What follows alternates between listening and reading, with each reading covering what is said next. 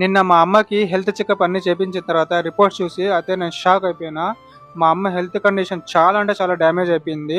And రిపోర్ట్స్‌లో అయితే sugar కంట్రోల్‌లో లేకపోవడం వల్ల కిడ్నీలు, హార్ట్‌కి సంబంధించి బ్లడ్ లేదు. అండ్ అన్ని రకాలుగా కొలెస్ట్రాల్ అన్ని రకాలుగా డ్యామేజ్ అయిపోయింది. నేను అందుకే ఇంగ మా అమ్మ చేత స్ట్రిక్ట్‌గా డైట్ చేపిద్దామని అయితే ఫిక్స్ అయ్యా. ఇంగ ఈరోజైతే డైట్‌లో ఫస్ట్ డే అన్నమాట. మార్నింగ్ అయితే ఆమ్లా వాటర్ అయితే ఇచ్చేసాను. అండ్ బ్రేక్‌ఫాస్ట్‌లోకి ఒక egg white and oats meal అయితే ఇచ్చాను. పాలు, చియా సీడ్స్ అన్నీ కలిపి. అండ్ అవన్నీ కంప్లీట్ అయిపోయిన తర్వాత అయితే 11:30కి అలా అయితే పపాయ అయితే మిక్సీ కొట్టి అయితే ఇచ్చాను. అండ్ ఎక్కువ వాటర్ కూడా కలపలేదు. సో ఇట్లే ఇవ్వాలన్నమాట షుగర్ కంట్రోల్‌లో ఉండాలంటే. తర్వాత అయితే లంచ్ కూడా ప్రిపేర్ చేసి అండ్ నేను ప్రతి మీల్‌లో కూడా కార్బ్స్ తక్కువగా ఉండి వెజిటబుల్స్, ప్రోటీన్ అవన్నీ ఎక్కువగా ఉండేలాగా చూసుకుంటా ఉన్నా. ఫైబర్ అదంతా కూడా.